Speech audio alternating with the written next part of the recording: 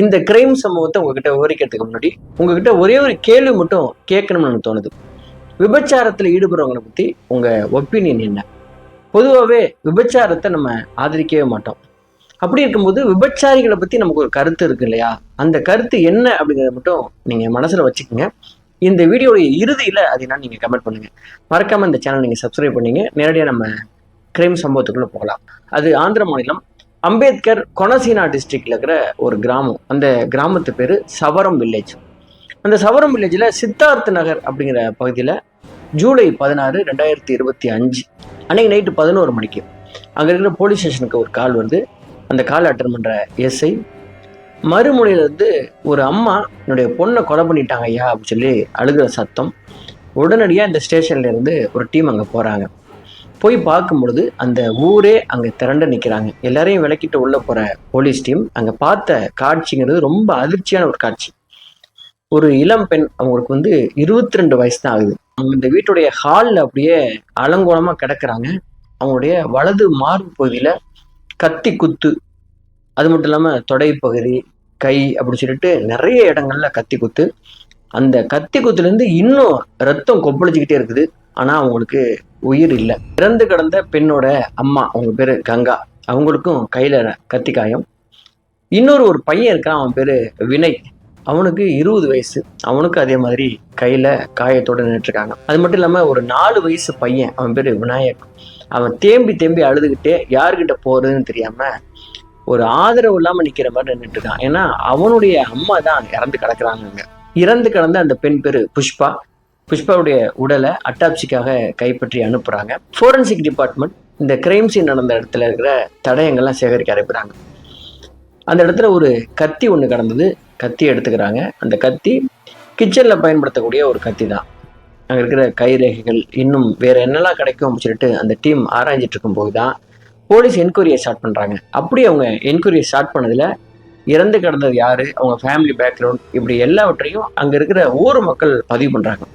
இந்த புஷ்பாவுடைய அம்மா பேரு கங்கா, அவங்க அப்பா பேரு காடி மணிராஜ். இவங்க சவரம் வில்லேஜை சேர்ந்தவங்க. ரொம்ப சாதாரணமான ஒரு விவசாய குடும்பத்தை சேர்ந்தவங்க தான். 4 வருஷத்துக்கு முன்னாடி இந்த புஷ்பா +2 படிச்சுட்டு இருக்கும் பொழுது இவங்க வீட்டுக்கு ஒரு ஜாதகத்தோட வர்றார் ஒரு புரோக்கர். பக்கத்து கிராமத்துல ஒரு நல்ல மாப்பிள்ளை இருக்கிறது, உங்க பொண்ணை கொடுங்க அப்படின்னு சொல்லி அவர் சொன்ன அந்த விஷயத்த உங்க அப்பா அம்மா பிடிச்சிக்கிட்டாங்க. ரொம்ப நல்ல குடும்பம், நல்ல பையன், இந்த மாதிரி வரன் நமக்கு திருப்பி வருமாங்கிறது தெரியாது, அதனால இந்த பெண்ணை படிப்பை நிப்பாட்டிட்டு கல்யாணம் பண்ணி கொடுத்துடலாம் அப்படின்னு முடிவெடுத்திருந்ததை கேள்விப்பட்ட புஷ்பா, இல்லை நான் படிக்கணும் அப்படின்னு சொல்லிட்டு வீட்டில் அவங்க அழறாங்க, சண்டை போடுறாங்க. ஆனால் இது எதையுமே கேட்காத அவங்க அப்பா அம்மா என்ன பண்ணுறாங்கன்னா, ஜாதக பொருத்தம் பார்க்க ஆரம்பிக்கிறாங்க. 2 ஜாதகமும் பொருந்து போயிடுது. அந்த மாப்பிள்ளை பேரு ஓலட்டி சதீஷ். ஒரு நாள் குறித்து 2 பேருக்கும் கல்யாணம் பண்ணி வச்சிடறாங்க. சதீஷும் புஷ்பாவும் நல்லாவே வாழ்க்கையை ஆரம்பிக்கிறாங்க. ஆரம்பத்தில் ஒரு பிரச்சனையும் கிடையாது. இந்த 2 பேருடைய வாழ்க்கையோட அன்புக்கு அடையாளமா ஒரு குழந்தை பிறக்குது. அது ஆண் குழந்தை. அந்த பையன் பேரு விநாயக். சரியா இந்த விநாயக்கு 2 வயசு இருக்கும் பொழுது சதீஷுக்கும் புஷ்பாவுக்கும் இப்போ கொஞ்சம் கொஞ்சமா பிரச்சனை ஆரம்பிக்குது. எதுல பிரச்சனை அப்படின்னா, வரதட்சணை பிரச்சனை. இந்த சதீஷ் என்ன பண்ணாருன்னா, அடிக்கடி வரதட்சணை கேட்டு ரொம்ப டார்ச்சர் பண்ணதும் புஷ்பாவுக்கு ஒரு இடத்துல புரிஞ்சு போச்சு, இவன் ரொம்ப பணப்பேயா இருக்கிறான், இவங்க கூட சேர்ந்து நம்மளால வாழ முடியாது அப்படின்னு சொல்லிட்டு 2 பேருமே மியூச்சுவலா டிவோர்ஸ் பண்ணிக்கலாம் அப்படின்னு முடிவு பண்றாங்க. அதுபடி டிவோர்ஸும் பண்ணிடுறாங்க. இந்த புஷ்பா வாழ்ந்தது வெறும் 3 வருஷம் தான் கல்யாண வாழ்க்கை. அதுலயும் 1.5 வருஷம் அவங்க வீட்டுக்காருடைய பயங்கரமான அடி, சண்டை, பிரச்சனை. கை குழந்தைய பிடிச்சிக்கிட்டு அவங்க அப்பா அம்மா வீட்டுக்கே சேர்ந்துடுறாங்க புஷ்பா. அவங்க எவ்வளவோ எனக்கு இப்போ கல்யாணம் வேண்டாம் அப்படின்னு சொன்னதை கேட்காம அவங்க அப்பா அம்மா எடுத்த முடிவு இந்த பொண்ணுடைய வாழ்க்கையே அடிச்சிருச்சு. இது அவங்க அப்பா அம்மாவுக்கும் மிகப்பெரிய சங்கடமான விஷயம்தான். ஏன்னா நல்லா இருக்கட்டும் அப்படின்னு சொல்லிட்டு தான் அப்பா அம்மா கல்யாணம் பண்ணி வச்சாங்க. ஆனா அது இப்படி போய் முடியும் அப்படின்னு சொல்லிட்டு யாருமே எதிர்பார்க்கல. ஊருக்காரங்க எல்லாருக்குமே ரொம்ப பரிதாபம் இந்த பெண் மேல. இவ்வளவு சின்ன வயசுல வாழாவட்டியை வீட்டுல இருக்குது அப்படின்னு சொல்லிட்டு. ஆனா இந்த புஷ்பா தன்னுடைய வாழ்க்கையை எப்படியாவது ரீஸ்டார்ட் பண்ணணும் அப்படின்னு சொல்லிட்டு இந்த கவலையெல்லாம் மறக்கணும். அது மட்டும் இல்லாம தனக்குன்னு இப்போ ஒரு குழந்தை இருக்கு அப்படிங்கிறதுனால வீட்டுல முடங்கி கிடக்காம இந்த கிராமத்திலேருந்து வெளியில போயிட்டு வேலை பார்க்க ஆரம்பிச்சாங்க. அப்படி இவங்க வெளியில போயிட்டு திருப்பி வீட்டுக்கு வரும்பொழுது வர்ற வழியில அதே கிராமத்துல ஒரு ஏசி மெக்கானிக்கா வேலை பார்த்துட்டு இருந்த ஒரு பையன், அவன் பேரு ஷேக் ஷம்மா. இந்த பையனை அவங்க பார்க்க ஆரம்பிக்கிறாங்க. அந்த பையனுக்கும் வயசு இந்த பெண்ணுடைய அதே வயசு தான், 22 தான். இவ்வளவு சின்ன வயசுலயே அந்த பெண் டிவோர்ஸ் ஆகிட்டு வந்துருச்சு அப்படின்னு சொல்லிட்டு ரொம்ப ஒரு பரிதாபமான ஒரு பார்வை பார்க்க ஆரம்பிச்சான். இந்த 2 பேரும் பார்க்க ஆரம்பிச்சு ஒரு கட்டத்துல மற்ற ஆண்களுடைய பார்வையெல்லாம் எப்படி இருக்கும் அப்படின்னா, எப்படியாவது இந்த பொண்ணை நம்ம கரெக்ட் பண்ணிடணும், அடைஞ்சிடணும், இந்த பொண்ணை வந்து கீப்பா வச்சுக்கணும் அப்படிங்கிற லெவலுக்கு ரொம்ப அசிங்கமா பார்க்கும்பொழுது, இந்த பையனுடைய பார்வை மட்டும் அவ்வளோ கண்ணியமா இருக்குது. அந்த பெண்ணோட கண்ணை பார்த்து பேசுறான், அந்த பெண்கிட்ட ரொம்ப பவ்யமா பேசுறான். இது அந்த புஷ்பாவுக்கு ரொம்ப ரொம்ப பிடிச்சு போச்சு. ஒரு கடத்துல இப்படி டீசெண்டா பழகிறவன்ட்ட நம்ம நம்பரை ஷேர் பண்ணிக்கலாம்னு சொல்லிட்டு 2 பேருமே நம்பரை ஷேர் பண்ணிக்கிறாங்க, பேசிக்க ஆரம்பிக்கிறாங்க. இது அடுத்த கட்டமா நகருது. அதாவது காதலை நோக்கி நகரும் பொழுது புஷ்பாவுக்கு ஒரு சின்ன சந்தேகம், இந்த காதல் கல்யாணத்துல போய் முடியுமா? ஏன்னா நமக்கு வந்து இப்போ ஒரு குழந்தை இருக்குது, இது முதல் கல்யாணமும் கிடையாது, அவங்க வீட்டுல ஏத்துக்குவாங்களா, இல்ல நம்ம வீட்டுலதான் என்ன சொல்லுவாங்க அப்படின்னு சொல்லிட்டு பயங்கரமான ஒரு பரிதவிப்போடையே பழக ஆரம்பிச்சிருக்காங்க. ஒரு நாள் தன்னுடைய சந்தேகத்தையும் ஷேக்கு கிட்ட கேட்டுட்டாங்க. எனக்கு ஒரு பையன் இருக்கு, உங்களுக்கு தெரியுமா அப்படின்னு. எனக்கு எல்லாமே தெரியும் உங்களை பத்தி, நானும் இங்கே தானே இருக்கேன், எனக்கு ஒரு பிரச்சனையும் கிடையாது, ஓம் பையன் என் பையன் மாதிரி, அதனால நம்ம கல்யாண வாழ்க்கைக்கு எந்த பிரச்சனையுமே வராது அப்படின்னு சொல்லிட்டு அவன் ஒரு உத்தரவாதம் கொடுக்குறான். இந்த உத்தரவாதத்தை கேட்டதும் புஷ்பாவுக்கு அவ்வளோ சந்தோஷம். அதுக்கப்புறம் இந்த உலகமே எதிர்த்தாலும் நம்ம 2 பேரும் சேர்ந்து வாழலாம் அப்படின்னு சொல்லிட்டு அந்த கிராமத்துக்கு தெரிகிற அளவுக்கு 2 பேருமே வெளியில போக ஆரம்பிச்சாங்க. அது எந்த அளவுக்கு அப்படின்னா, வெளியில போயிட்டு தங்குறது, அதுவும் லாட்ஜில் தங்குறது, வெளியில வந்து ஒரு லவ்வர்ஸ் மாதிரி சுத்துறது அப்படின்னு சொல்லிட்டு யாரை பத்தியும் கவலைப்படாம அப்படியே அவங்க சுத்த ஆரம்பிச்சாங்க. இது கிராமம் அப்படிங்கிறதுனால வாழ்க்கையை அறுத்துட்டு வந்த சில மாதங்கள்லயே இந்த பெண் வந்து இப்படி இன்னொருத்த கூட சுத்துறாளே அப்படின்னு சொல்லிட்டு இந்த கிராமத்துல இருந்த எல்லாருமே இவளை பேச ஆரம்பிச்சு. ஆனா இந்த பெண் எதை பத்தியும் கவலைப்படுறதாவே இல்லை. இது என்ன, இது என்னுடைய வாழ்க்கை, நான் எவ்வளவு கஷ்டப்பட்டிருக்கேன்னு எனக்கு தான் தெரியும், எனக்கு இப்படி ஒரு நல்ல வாழ்க்கை அமைகிறது உங்களுக்கு பிடிக்கலன்னா எனக்கு அதை பத்தி கவலையே நான் படலை அப்படின்னு சொல்லிட்டு ஷேக்கு கூட இப்ப வெளியில சுத்த ஆரம்பிச்சாங்க. இந்த விஷயம் கேள்விப்பட்ட புஷ்பாவோட சொந்த அப்பா அம்மாவே வந்து இதை எதிர்த்தாங்க. அவங்க என்ன எதுக்காக எதிர்த்தாங்க அப்படின்னா, நம்ம வேற மதம், அவங்க வேற மதம், எப்படி வந்து இது கல்யாணத்துக்கு போய் நிற்கும் அப்படின்னு சொல்லிட்டு அவங்களுக்கு ஒரு பயம் இருந்துச்சு. அதை எதுக்க ஆரம்பிச்சாங்க. ஆனா உள்ளுக்குள்ள என்னன்னா, இந்த பொண்ணுக்கு எதிர்காலம் என்ன ஆகுமோன்னு பயப்படுறோம். அப்படி இருக்கும்போது ஒரு பையன் இந்த பெண் மேல ஆசைப்பட்டு அவளை கல்யாணம் பண்ணிக்கணும் உத்தரவாதம் அவங்க கொடுக்குறான், அதனால இந்த வாழ்க்கையை நம்ம அழிச்சிடக்கூடாது அப்படின்னு சொல்லிட்டு இதை அவங்க கண்டிக்காமே விடுறாங்க. இப்படி போகும்பொழுதுதான் ஒரு கடத்துல புஷ்பா என்ன சொல்றாங்க அப்படின்னா, ஷேக்கு கிட்ட நம்ம கல்யாணம் பண்ணிக்கலாம் அப்படின்னு. அப்போ ஷேக்கு சொல்றாருன்னா, என் குடும்பம் வந்து இந்த மாதிரி வேற்று மதத்தை சேர்ந்த ஒரு குடும்பம், அதனால நம்ம கல்யாணம் பண்ணிக்கிறதுல எங்க வீட்டுல வந்து ஒத்துக்க மாட்டாங்க, அது மட்டும் இல்லாம நம்ம 2 பேரும் மனசு இணைஞ்சிருச்சு, இதுக்கப்புறம் கல்யாணம் பண்ணி தான் நம்ம குடும்பம் நடத்தணும்னு என்ன இருக்குது, நம்ம லிவிங் டுகெதரா வாழலாம் அப்படின்னு சொல்லிட்டு அவன் ஒரு ஐடியா கொடுக்குறான். அதனாலேயே தான் அப்பா அம்மா வீட்டுக்கு பக்கத்துலயே ஒரு வீடு எடுத்து இந்த 2 பேருமே ரொம்ப போல்டா தங்குறாங்க. அவங்க தங்கியிருந்தது ஒரு வில்லேஜ், அதை நீங்க ஞாபகம் வச்சுக்கங்க. அந்த வில்லேஜ்ல 2 பேரும் சுத்துறதே அவ்வளோ மோசமா பேசின வில்லேஜ்ல இவங்க பக்கத்துல இருந்து கல்யாணம் பண்ணிக்காம ஒரு ஹஸ்பண்ட் ஒய்ஃபா அவங்க வாழ ஆரம்பிக்கிறாங்க. அந்த வீட்டை தன்னுடைய அந்த குழந்தையும் வச்சுக்கிட்டு ஒரு 3 மாசம் இவங்க வாழ்க்கை ரொம்ப சிறப்பா போயிட்டு இருந்தது. எந்த கிராமத்துல உள்ளவங்க கேவலமா பேசுனாங்களோ அவங்க எல்லாருக்குமே சே பரவாயில்ல, இந்த பொண்ணுக்கு இப்பதான் ஒரு நல்ல ஹஸ்பண்ட் கிடைச்சிருக்கான், அவங்க கல்யாணம் பண்ணனா கூட என்ன, ஒரு ஹஸ்பண்ட் ஒய்ஃபா அவங்க நல்லா தானே வாழ்றாங்க அப்படின்னு சொல்லிட்டு எல்லாருமே ஏத்துட்டு இருந்த இந்த சூழல்ல தான் ஜூலை 16, 2025 நைட்டு 11 மணிக்கு இந்த வீட்டுல இப்படி ஒரு கொலை நடந்து போச்சு. இந்த கொலையை பண்ணது யாரு அப்படின்னு சொல்லிட்டு எல்லாருக்குமே ஒரு திகைப்பா இருக்கும்போது தான் போலீஸ் வந்து அவங்க அம்மா கங்கா கிட்ட கேட்குறாங்க. அவங்க அம்மா கங்காவுக்கும் கையிலலாம் கத்தி குத்து காயம். அப்பதான் சொல்றாங்க, இந்த ஷேக்குன்னு ஒரு தன்னால அவன் தான் என் பொண்ணை கொன்னான், என் கண்ணுக்கு முன்னாடியே கொன்னான் அப்படின்னு அவங்க சொல்றாங்க. இதை கேட்டது ஊர்ல இருக்கிற எல்லாருக்குமே பயங்கர ஷாக்கு. ஏன்னா யாருமே நம்பல. இந்த ஒரு 4-5 மாசமா ஷேக் வந்து புஷ்பாவை அப்படி தாங்கியிருக்கான். அப்படி வெளில அழைச்சிட்டு போறது, அவன் குழந்தைக்கு வாங்கி கொடுக்கறது, பொறுப்பா வேலைக்கு போயிட்டு பணத்தோட வீட்டுக்கு வர்றது அப்படின்னு சொல்லிட்டு அப்படி இருந்த பையன் எதுக்கு அவங்களோட ஒய்ஃபையே கொல்லணும் அப்படின்னு சொல்லிட்டு எல்லாருக்குமே ஒரு திகைப்பு. அப்போதான் என்ன நடந்துச்சு அப்படிங்கிறத கங்கா விவரிக்க ஆரம்பிக்கிறாங்க. ஒரு கட்ட வரைக்கும் ரொம்ப பொறுப்பா இருந்த இந்த ஷேக், ரொம்ப அன்பா இருந்த ஷேக் என்ன பண்றான் அப்படின்னா, இவங்க லிவிங் டுகெதர் வாழ ஆரம்பிச்சு ஒரு 3 மாசம் கழிச்சு மெல்லமா இப்ப போதையை போட்டு வீட்டுக்கு வர ஆரம்பிக்கிறான். முறையா இவன் போதையோட தள்ளாடிட்டு வீட்டுக்கு வரதை பார்த்த புஷ்பாவுக்கு இவனுக்கு குடிக்கிற பழக்கம் இருக்கா அப்படின்னு சொல்லி ஆச்சரியப்பட்டாங்க. மெல்லமா இதை கண்டினியூ பண்ண ஆரம்பிச்சவன் இப்போ வீட்டுக்கு வந்து அடிக்க ஆரம்பிச்சிருக்கான். ஒரு கட்டத்துல நம்ம தப்பான ஒரு நபரை சூஸ் பண்ணிட்டோமோ, ஏன்னா ஊர்ல இருக்கிறவங்களும் பேசுறாங்க, வீட்டுல வந்தவங்களும் பேசுனாங்க, அதெல்லாம் எதிர்த்தான் வந்து நம்ம வீடு எடுத்து தங்கி வாழ ஆரம்பிச்சோம். இப்படி பண்றானே அப்படின்னு சொல்லிட்டு இதை வெளியில எதுவுமே காட்டிக்காம வீட்டுக்குள்ள அடி வாங்கிக்கிட்டு தன்னுடைய ஹஸ்பண்டை வந்து இதை குடிய விட்டுருங்க அப்படின்னு சொல்லிட்டு அட்வைஸ் பண்ணிக்கிட்டு தான் அப்பா அம்மாவுக்கும் தெரியாம இந்த வாழ்க்கையை எப்படியாவது வாழ்ந்துடலாம், தான் பையனுக்காவது வாழ்ந்துடலாம் அப்படின்னு சொல்லிட்டு முடிவு பண்ண புஷ்பா வெளியில எதுவுமே காட்டிக்காம ஊருக்குள்ள சந்தோஷமா இருக்கிற மாதிரி அவங்க நடிக்க ஆரம்பிச்சாங்க. ஆனா இது ஒரு இடத்துல இப்படி நடிக்க முடியாது, இந்த வாழ்க்கையை கண்டினியூவே பண்ண முடியாத அளவுக்கு போய் விட்டுருச்சு. அப்படி என்ன நடந்துச்சு அப்படின்னா, ஒரு நாள் போதையை போட்டு ஒருத்தவன், வெறும் சரக்கு மட்டும் இல்லைங்க, அவன் வந்து ஸ்மோக் பண்ற பழக்கம் உள்ளவன். ஸ்மோக் பண்றான்னா அதுக்குள்ள என்ன இருக்குங்கிறது உங்களுக்கு புரியும்னு நினைக்கிறேன். அப்படி ஃபுல்லா போதையில வந்தவன் புஷ்பாவை பார்த்து கேட்டான், நீ எனக்காக ஒன்று பண்ணணும் அப்படின்னு. அதுக்கு புஷ்பா என்ன பண்ணணும் அப்படின்னு சொல்லி கேட்டாங்க. எனக்கு வந்து பணக்கார நண்பர்கள் என் கூட இருக்காங்க, அவங்ககிட்ட நிறைய பணம் இருக்கு, லட்சக்கணக்கில் கோடி கணக்கில் பணம் இருக்கு, நீ கொஞ்சம் அட்ஜஸ்ட் பண்ண அப்படின்னா நமக்கு நிறைய பணம் கொடுப்பாங்க அப்படின்னு அவன் சொல்றான். அந்த பொண்ணுக்கு புரியவே இல்லை வேணும் சொல்ல வரான்னு. அதுக்கு பச்சையா அவன் சொல்லிட்டான், அவங்க கூடலாம் நீ படுக்கையில டைம் ஸ்பெண்ட் பண்ணணும் அப்படின்னு சொன்னது. அது கேட்டதும் புழு மாதிரி துடிச்சு போயிருக்காங்க புஷ்பா.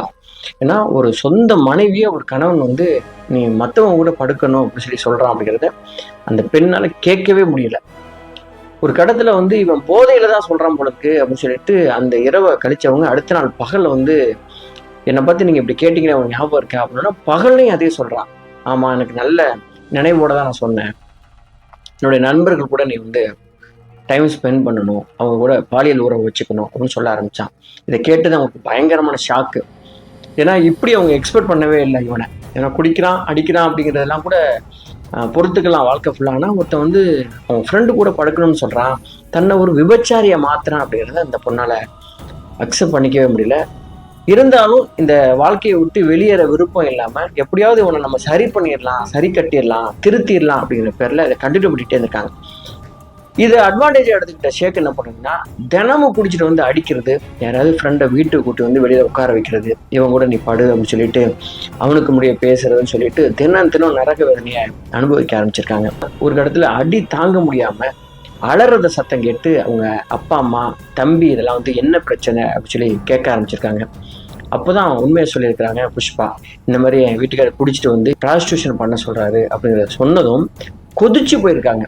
ஆனா அதுக்கு புஷ்பான்னு சொல்லியிருக்காங்கன்னா, இது எங்க குடும்ப பிரச்சனை, இதுக்குள்ள நீங்க வராதிங்க, என் வீட்டுக்காரரை நான் இப்படியா திருத்திடுவேன், நீங்க கொஞ்சம் தள்ளியே இருங்க, என் வாழ்க்கையை அழிச்சிடாதீங்க அப்படின்னு சொல்லிட்டு தடை போட்டுட்டு தினம் அந்த நரக வேதனையில இருந்திருக்காங்க புஷ்பா. அப்படி இருக்கும்போதுதான் ஜூலை மாதம் ஃபர்ஸ்ட் வீக்கில் இது ரொம்ப உச்சத்துக்கு போயிருக்கு. நீ ஒத்துக்கிட்டே ஆகணும், அடுத்த வாரம் வந்து நான் தினமும் ஒருத்தரை கூட்டி விடுவேன், ஒரு அரை மணி நேரமோ 1 மணி நேரமோ நீ அவங்க கூட இருக்கணும், ரேட்டெல்லாம் நானே பேசுவேன், இதை வந்து இப்படி இருந்தால் தான் நம்ம வந்து கண்டினியூ பண்ண முடியும், இது நீ பண்ணியே ஆகணும், நீ என்ன எனக்கு மட்டும் என்ன ஃப்ரெஷ்ஷா, நீ வந்து 2ஆம் தாரம் தானே, நான் உங்க கூட இருக்கிறத ஒரு விபச்சாரம் தான், அந்த மாதிரி நீ எல்லாரும் கூடயும் இருக்கணும்னு சொல்லிட்டு இவன் வந்து அந்த பொண்ணுடைய மனசை வந்து அதுக்கு பழக்க ஆரம்பிச்சிருக்கான். ஒரு கடத்துல அந்த பெண் வந்து சூசைட் பண்ற லெவலுக்கு அந்த டிப்ரெஷனுக்குள்ள போயிருக்காங்க.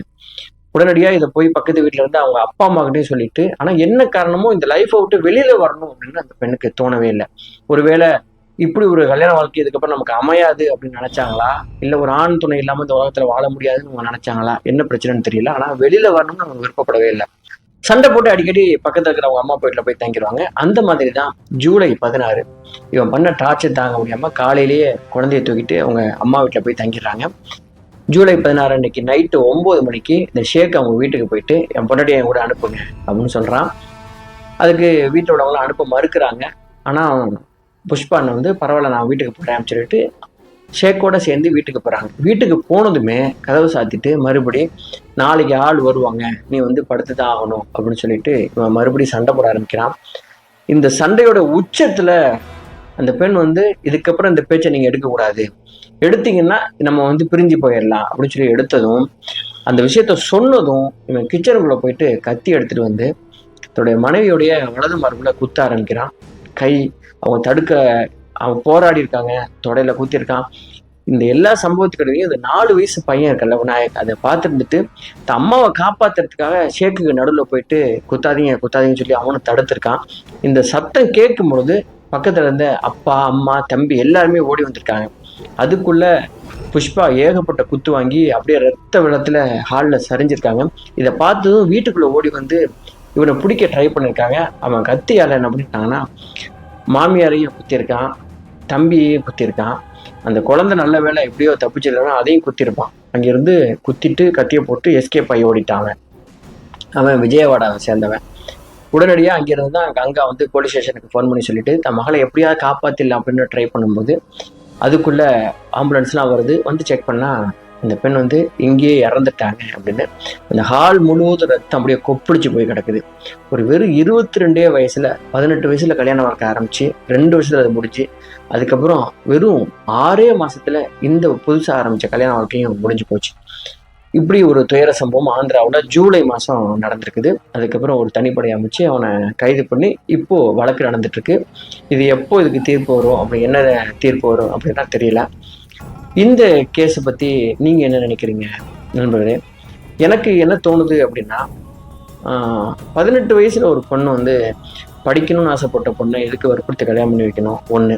ரெண்டாவது, ஒரு கல்யாண வாழ்க்கை அமைஞ்சு அது வந்து டிவோர்ஸ் வாங்கினதுக்கு அப்புறம் கண்டிப்பாக அந்த ஏஜில், எந்த ஏஜிலும் இல்லை, அது வந்து ஒரு 100 வயசானா கூட ஒரு பெண் வந்து தனக்கு ஆண் துணை வேணும் அப்படின்னு நினைக்கிறதுக்கான சகல உரிமையும் அவங்களுக்கு இருக்கு.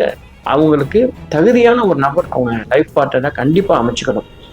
அவங்க விருப்பப்பட்ட கண்டிப்பாக அமைச்சுக்கணும். அப்படி அமைச்சுக்கிறதுல அவசரப்படாம தனக்கு இவன் சரியான நபரா, ஏன்னா இப்போ அடுத்த கல்யாணத்துக்கு அவங்க தயாராகும் பொழுது அவங்க தனி ஆள் கிடையாது, அவங்க கூட ஒரு 4 வயசு பையன் இருக்கான், அவனையும் பார்த்துக்குவாங்களா?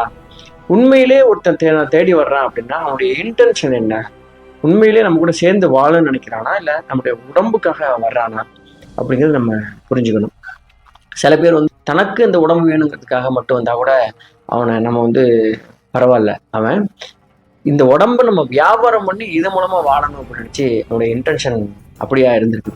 இதை புஷ்பா புரிஞ்சுக்காம இருந்திருக்காங்க. அதனால ரெண்டாவது இன்னொரு விஷயம் வந்து, ஒருத்தன் வந்து கல்யாண வாழ்க்கைக்குள்ள வர விருப்பப்படலை அப்படின்னாவே அவன் ஏதோ தப்பான ஆளு, தில்லுமுள்ளு பண்றான் அப்படிங்கிறத நம்ம புரிஞ்சுக்கணும். எந்த இடத்துல நீ விபச்சாரம் பண்ணி எனக்கு காசு கொடு அப்படின்னு சொல்லி அவன் கேட்டானோ அந்த இடத்துல இது வந்து ஒரு டாக்ஸிக் ரிலேஷன்ஷிப் அப்படிங்கிறத புரிஞ்சுக்கிட்டு அதுலேருந்து தூக்கி போட்டு வெளியில வந்திருக்கணும். ஏன் அந்த பெண் அதை எடுக்கலை அப்படிங்கிறது எனக்கு புரியல. சரி, நம்மளே இந்த கேஸை பற்றி நீங்கள் என்ன நினைக்கிறீங்க?